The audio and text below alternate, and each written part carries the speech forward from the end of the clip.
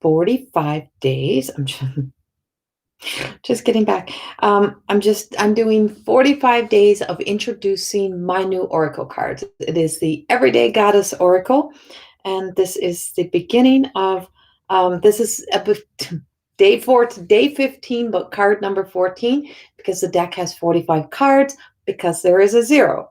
So if you are watching this live, then welcome. And if you're watching later in the replay, I always say please stay to the end, even though it's not about pulling a card for one particular person. It's not a card, so it's not about messages that are for each individual person. I'm not pulling individual cards. This is a group collective reading. This is the energy that is coming with the card, and every card falls on its perfect day, and the messages fall into the perfect time.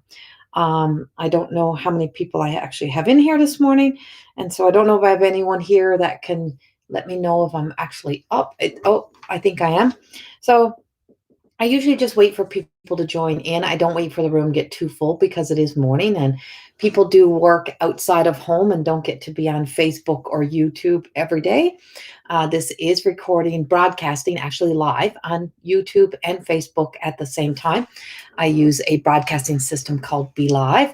I don't have as much time today as I normally have to be in here, because I also teach a class called The Goddess Within on Tuesday mornings, and it's about truly recognizing and becoming aware of all of the things that hold us from letting ourselves be us, the parts that represent us, or the parts of us that we think represent us, that we use to identify us. And who are we when we strip it all down? And so that's what I'm teaching today. And it's funny that it would be today that would be the class that I'm teaching, because everything of this card is also comes with that same story. So welcome, welcome, welcome. Just been letting people join in before I start. So as you can see, the box cover, for those who are new, the box cover to my deck of Oracle cards is only on the wall right now. It is the Everyday Goddess Oracle that is behind us that we see on the wall.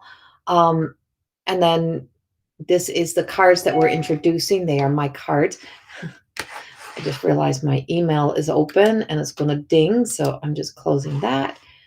And so our card of today that we are on is card number 14. Now you're going to see they look differently than they looked yesterday. This is the joy of watching the creation. Good morning, everybody. Good morning, Tracy and Lindsay and Claire. Good morning, and Lisa. Good morning.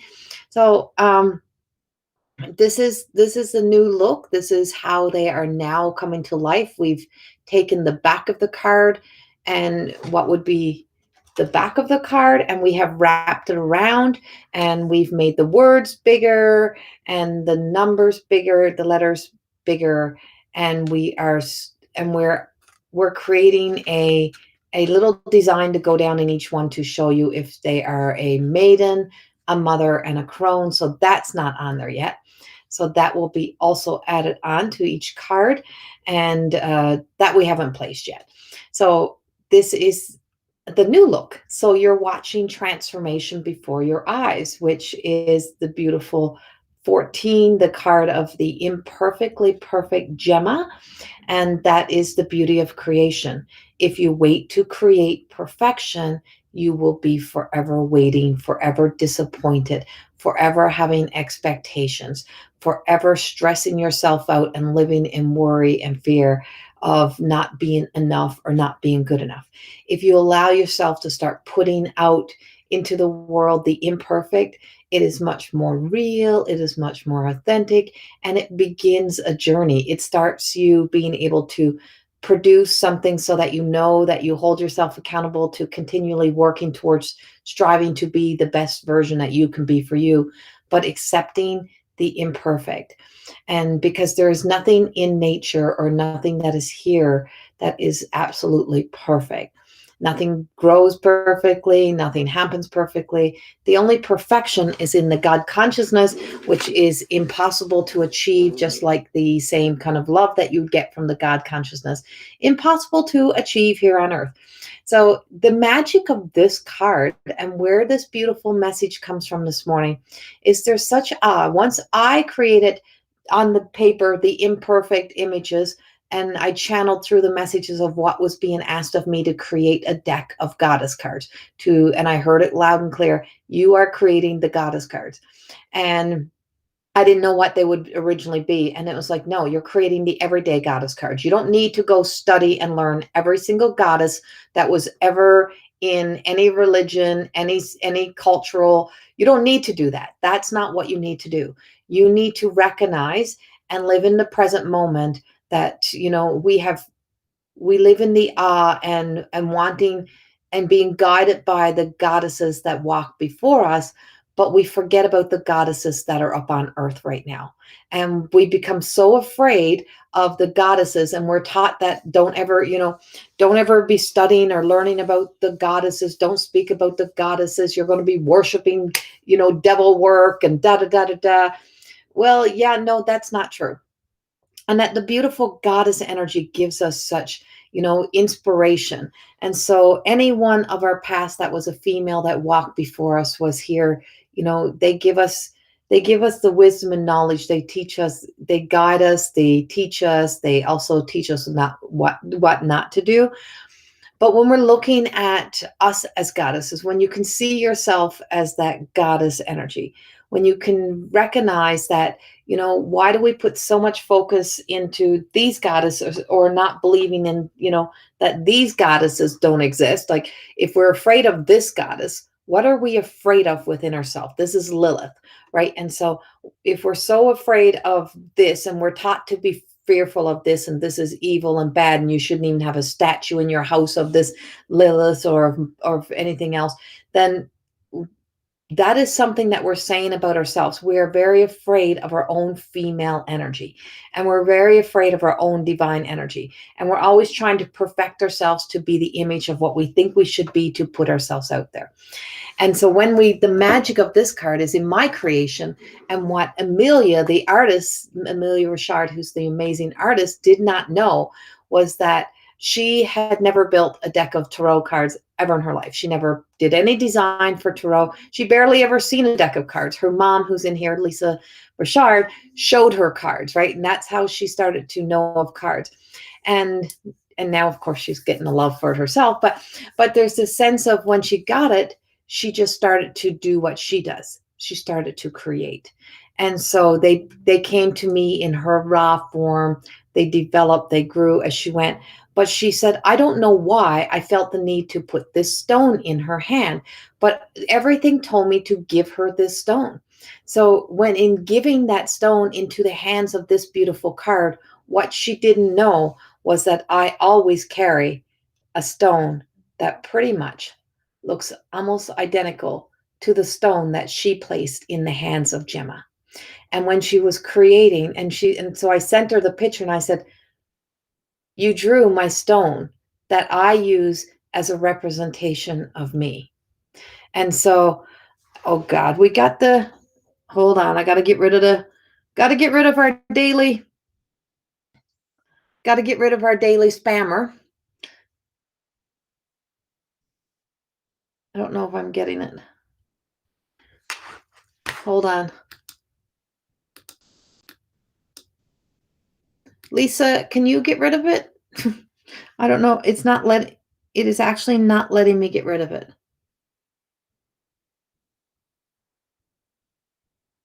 I go to block it, and it's not letting me block. It's amazing how we can have, I deleted the comment. I don't know if we actually got her. It's amazing how Facebook can be canceling so many of us on it. Thank you. And getting rid of, our stuff. And we're inappropriate, and we are a problem, but that kind of stuff is so allowed everywhere. It's so crazy. And so this stone was a stone that I carry with me dearly. And I was at an event one time, and we were having to see ourselves as the pearl in the oyster, and how one piece of sand forms into such a beautiful pearl. And I was in the meditation, and I'm just like, I don't want to be a pearl. I don't want to be a freaking pearl. I don't even like pearls. I don't want to be an effing pearl. And that was my thought in my head, right? That was my rebel. And I'm like, I want to be a diamond. I want to be a diamond. I'm a diamond. I'm an Aries. I want to be a diamond. I want to be an imperfect diamond. And with that, a few weeks later, this stone showed up from a distributor in New York that sells Herkimer diamonds, and it's a Herkimer diamond, and it's an imperfect diamond. And the only thing that gives value to any stone, any crystal, any diamond is the hands that it goes into. So the hands that it is placed into gives it value. So diamonds that we wear in our rings are only as valuable as the market in which it's placed and the people who place value upon the stone, upon the diamond, right?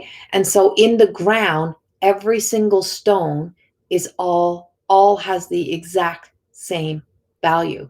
It's worthless, it doesn't have a dollar value. It's invaluable to Mother Nature. It's invaluable to the world, into the globe of the world, into the earth itself. But until it is found, it doesn't have value. And then when somebody wants to claim it, own it, resell it, perfect it, chisel it, shape it, it becomes it becomes valuable. And if it has a speck or an imperfection in it, it's worth a lot less money.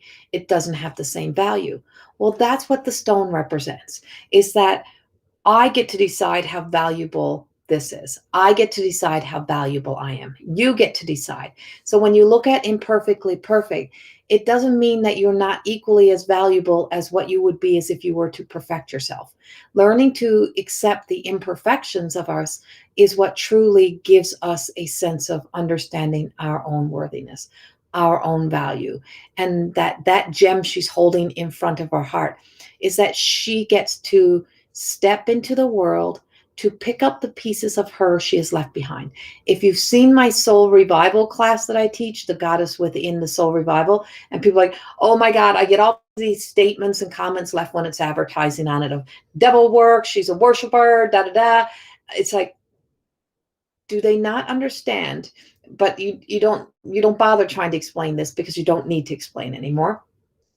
That soul revival is traveling back through the places and times where you just wanted to be loved, to be enough, to be accepted, to fix people, or you just gave all of you away.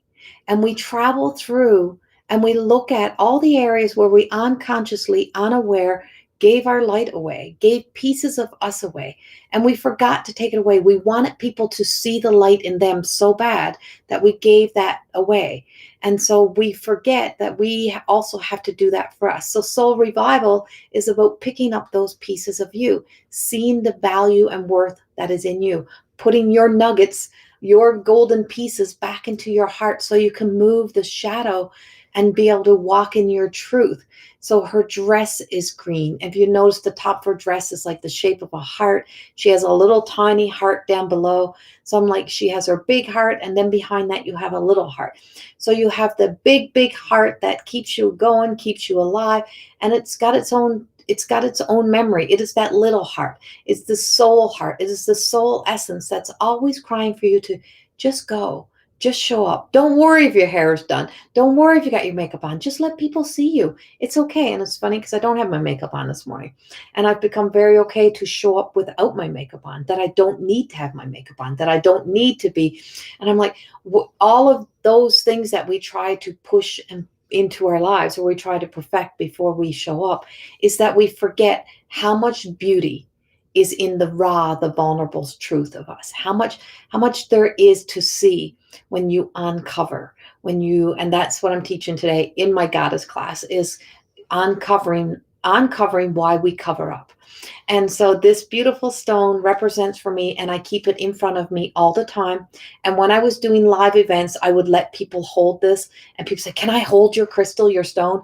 And you know how people often say, no one can touch my stones, no one can touch my oracle cards, no one can touch that stuff of mine, it's sacred. Well, I let people hold it. And it's a reminder for me that when I'm done doing any performance, when I'm done doing any lives, to take me back, that I open myself up, I give all of me to the world, but it's a reminder to take my imperfect self back and to take back what is mine. I let people hold the imperfection. Whoa! Aha. Let people hold the imperfection. See, it's jumping around today. It's live today. And so I let people hold it. I let them see the beauty and the and everybody falls in love with this imperfect stone, right? You fall in love with the imperfection. You know why? There's so much history, so much story, so much to discover. You want to look at it, you want to see it. When we get a ring on our finger and we look, it's like we look at it, we're in awe and we appreciate where the stone came from.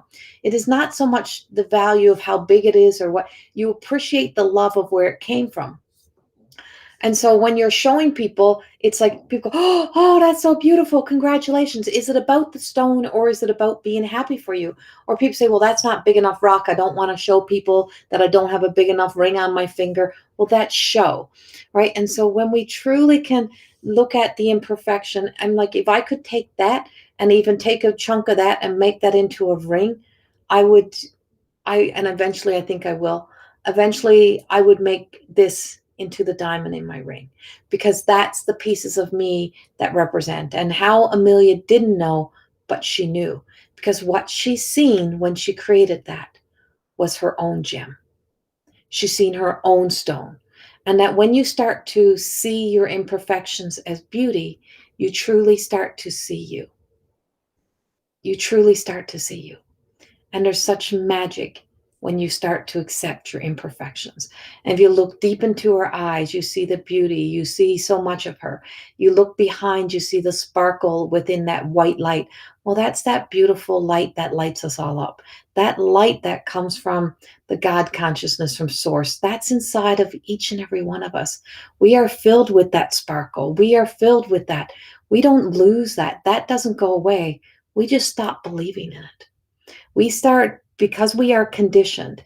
And in my book that I'm writing now, in the introduction, I'm like, we have an illness. We have a contamination in the world right now that is about, and it's something that is, has not been treated. And that's on conditioning the conditioned mind. And it's truly about unconditioning the conditioned mind. And when you uncondition the conditioned mind, you start to free yourself of expectations, of having to be something, of having to constantly be enough in places. So as you can see from yesterday to today, she's already transformed. This was an absolutely beautiful card. We love the card, but we needed to be able to see the lettering. We also thought that we loved the back, so why not have some of this? Why not have some of the back on the front? Like, why not wrap the cards in love? So the cards got the wrapping around like a hug, and so now the cards are being hugged, are being held, so the artwork pops, so that the messages pop, so that we can see each and every bit of the card show up. And so now they're much more closer to ready to publish, but they're not quite there because we have to divide them. So she is still a maiden card. She's not in the mother card. She's not in the crone card. Is that she's accepting that she has to do the work on her and that she doesn't know it all. She's got a lot to learn. She has a lot to figure out. And there's a lot of growth still to happen. But she's not hiding. She's not hiding behind her hair. She's not hiding behind her dress. She is letting her light shine. And that's where we start, by no longer hiding behind things, no longer trying to perfect things. And that is the beauty of Gemma. That is the beauty of Gemma. And so she's the main card of the day. I have to watch. I'm watching my time, sorry, because I have to teach at 11. And some of the women in here are in that program. And so I'm just going to read through some of the comments. And good morning to everybody who is joining in. When I'm talking, it's hard for me to stop because I'm channeling through the message and I want to get out so I don't forget.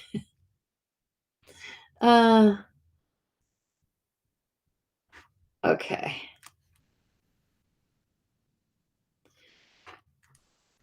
Let's see.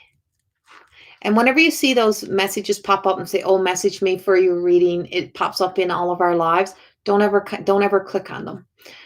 They're spams. Raina. Oh, okay. Will she come back to watch later? Hey, you're still there, Raina. Um,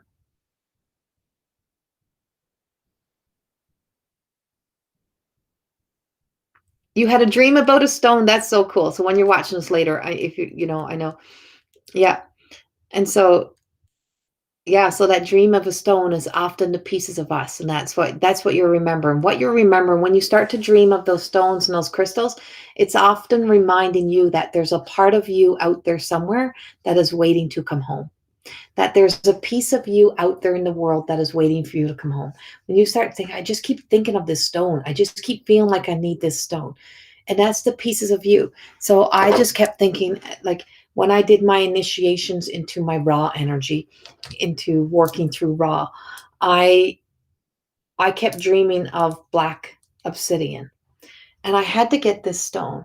And then in my heart, and I wasn't saying it out loud, was that I had given away all of my angel aura always. Nice to see you too, Kim. And so I always gave away every time, and I wore angel aura around my neck in a stone. And every time people see it, say, I love that. And I would take it off and I would give it. I wouldn't just let people hold it, I would give it away. And I'm like, and so while this was coming to me, my friends happened to be in my other friend's store in Grand Prairie, and he was FaceTiming me, showing me pictures of this. And I'm like, yes, that's what I need. This is calling me home. So, what I come to realize with this is that I was traveling through the depths of my darkness. When I talk about your blackened heart, it's not that your heart is mean, cruel. It means that your heart is grieving for something of you to be returned home. And this helps you go to the depths of your darkness. So I'm like, I need this one. He said, I feel like you need this one. Something is telling me that this is calling for you. And I said, I do, and it is angel aura. So the angel aura was calling out to me, told him the message. The angels told him, show her this because she's not going to purchase two because she's not going to want to spend the money. But when she sees it, she's going to remember.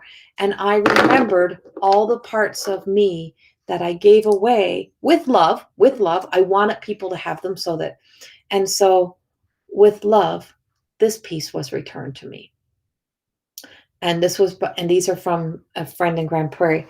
And then yesterday, which I don't have on right now, and I'm like, I had two new bracelets come with stone that I just had to have from my friend Krista of Krista's Creations. And I put them on and I opened them, and my mom's with me, and she said, you got two, that means one for me. And for the first time in my life, I said, no, no, neither one are for you. They're twins. These were bought with two so that I now remember that the twin flame of me is me. And I traveled all the way back to pick up all parts of me so that I don't have to keep trying to want to fix everybody. And so those two bracelets will stay together and they will stay with me. And I would never have done that before. I would never have done that. And so if you look at all of these stones and how imperfect they are, but how beautiful they are, they're such beauty. The bracelet are perfect. They are so well designed. They're so, they're polished. They got crystals, they got stones. There's parts of you that you have perfected. It might not look perfect, but you have perfected it. It's exactly as it's meant to be. And when you accept that some things are exactly as it's meant to be, that is then a sense of freedom. And you set yourself free. And you set yourself free. And when you set yourself free, then life starts to unfold. And when you can allow life to unfold, beautiful things start to happen. You have your aura necklace on today? See, Raina, getting called. You're getting called in today. Yeah. And so I'm going to validate this before I go. Yesterday, the last few days, I've been in a long time with you guys. Been trying to stay in like an hour. I don't have a full hour as long as I'm out by 1:45. So I can shift energy and shift gears. I got to look on my chair. I got to take the card down just for a moment so I can show you. Which way do I go? Look on the chair. Which look at her. She's got her own throne yesterday. So now she thinks she's in heaven. Beautiful Princess Leia has a throne. So now she's in heaven. She thinks this is like her new beautiful world is she don't have to lay in a dog bed on a floor. She's on her new chair. Talk about being, the queen of a world. Beautiful. She's a rag doll. She is a lavender. She is a lilac. Lavender? A lilac. She's a lilac rag doll. So she's got it purpley. Yes, yes, she's got her own. But don't worry. I got mine too. Mine is over there. So we both got our new thrones to sit on. We got them. Thanks. Yes, I love those chairs. My mother gave them to me. Okay. So we're going to validate this card for you. Oh my God. See, you just can't make this shit up. This is the validation card. Of course, the deck still looks like the old deck. So this is the validation card, the exact same card that we got out. That was our card. And so this is the validation imperfectly perfect. So whether you are this today or whether you're that look today, whichever one you are perfectly imperfect today. And that you are here today to pick up the pieces of you that you want to bring home to you, and to not worry about perfecting it, not looking for the perfect card, the perfect moment, the perfect opportunity, accept the moments that are appearing for you and find the beautiful gem, the beautiful moment in each and every one of them. So that's how spirit works. That's how the energy works. We are not in control. We are not so in charge. It gives us what we need. And that's the beauty of this moment. That's the beauty of where we are today. And I'm like, you just can't make that shit up. You just can't make that shit up. And so, and so, yes, exactly. It is twinning cards. And so in the Divine Feminine oracle cards that I use by Megan Watterson is that she's got Inanna, and Inanna, Lilith, Aphrodite, is Isbald, I think it is. Like some of those that come up, and then our final card you're going to laugh at even more. But so what it is that Inanna, the goddess of named Inanna, she travels to the depths of the darkness. She reaches all the way down, and as she's going down, she strips off and strips off and strips off and strips off to find her twin, to pick her twin up and to bring her home to the truth, so that she can walk in her light, so that she can walk beside her. And ultimately, that twin is her. Every one of the goddesses, the goddess energy, we all have parts of that in us. We all have light, we all have dark, we all have the ability to be this or to be that, but we also are very conditioned. So when we can uncondition and we come back into ourselves, is that we set ourselves free of having to live within expectations. And so you just can't make this shit up. The other card that comes out for today to validate this final for you is the awareness of truth. And her name is Karina. Her name is Karina, and I'm going to bring her up on the screen for you. And this is the funniest. Like, I love how these mornings happen. Let me find her. I think she's lower down. So she's crone. She's just downloading. So she's the crone card, and we did everything to take her out of the deck. She was a beautiful gift that was gifted to me by the artist Amelia Richard. She gave this painting to me for Christmas, and then she said, do you want to put her in the deck? And I'm like, oh, I don't know. That feels a little bit like vain. Like, that feels a little bit crazy to put myself in the cards. She said, well, it's really not you. And she is, but she's really, really you. She's really that truth. So the awareness of truth.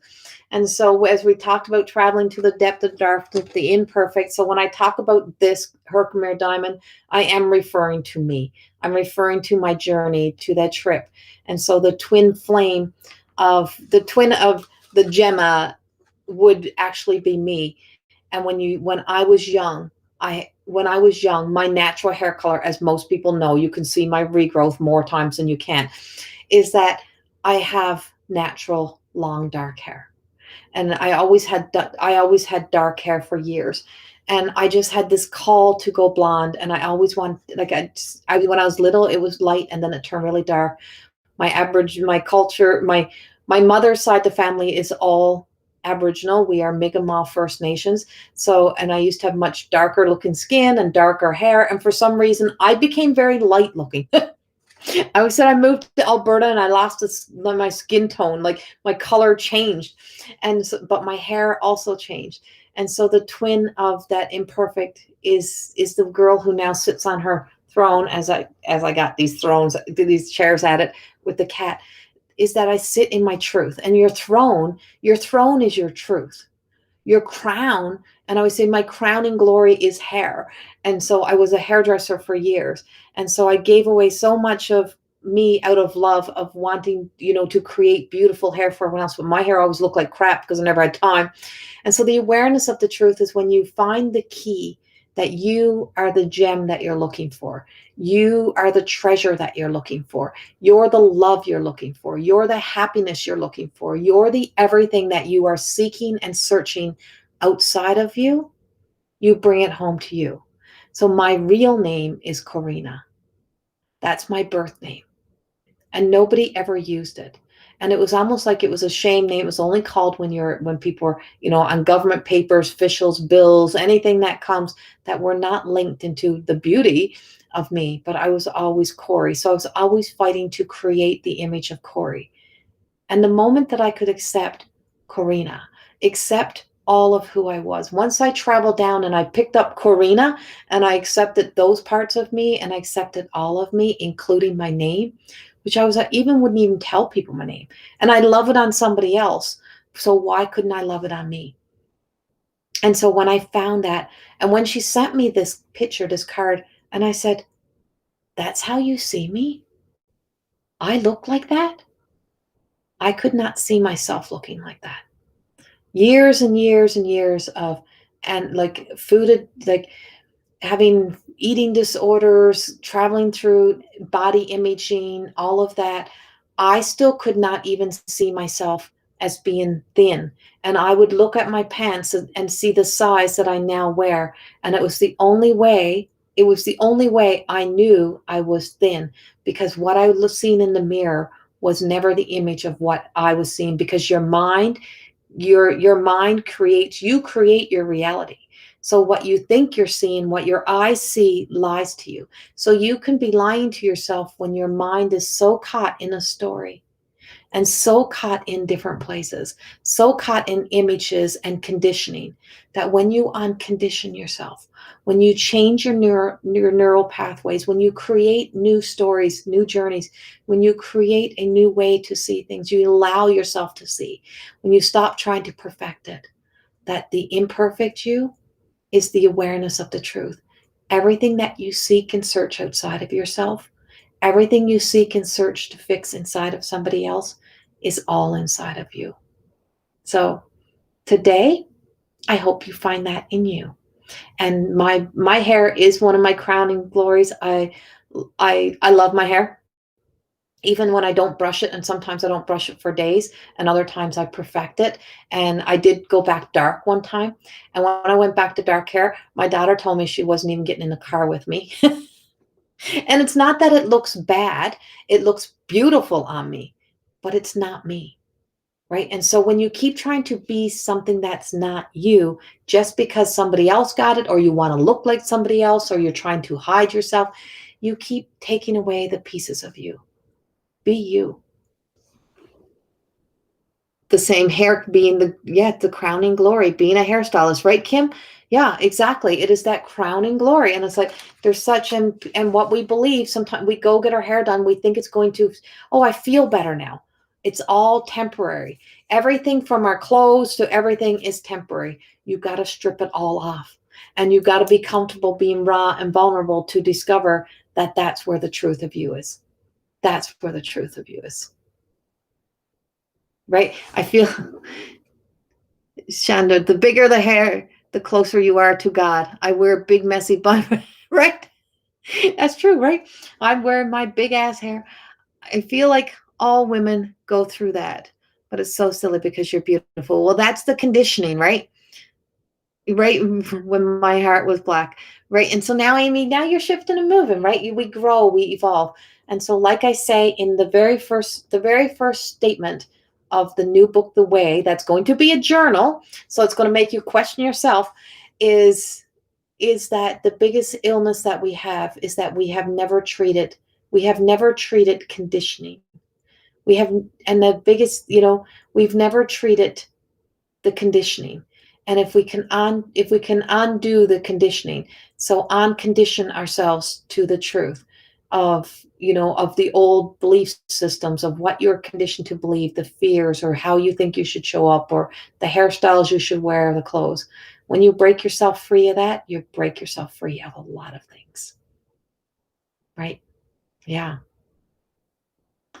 So thank you all. This was our you can't make this shit up moment of today, and the beautiful new unfolding of a new part of the cards today, and an awakening of some new awareness, which I actually had this morning as well, which I'm not ready to share because it's also going to be in the book.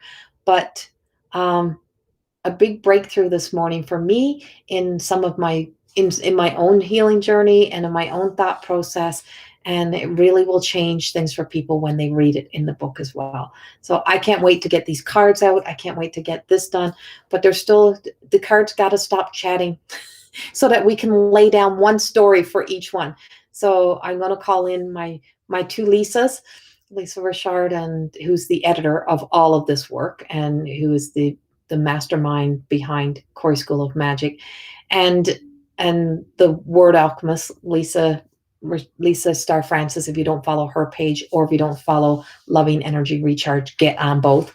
And I ask for help now so that we can lay down some stories to get these cards to have something so that they're ready to go to publishing very soon, so that we can start pre-selling them and getting them into the hands of all of you. They're like having teenagers in your house when you get them, just to let you know. So thank you very much for all being here. And if you're watching the replay, also thank you for taking the time to stay till the end. Much love to you all. I now have to go teach a class, and Franz, you're gonna have to go back and rewatch. So yes, this was an amazing morning, and thank you, Amy. Thank you. I appreciate that. So I'm just happy to be here with you all every day. Much love. Have a beautiful day, and I will see you all tomorrow morning. Bye bye.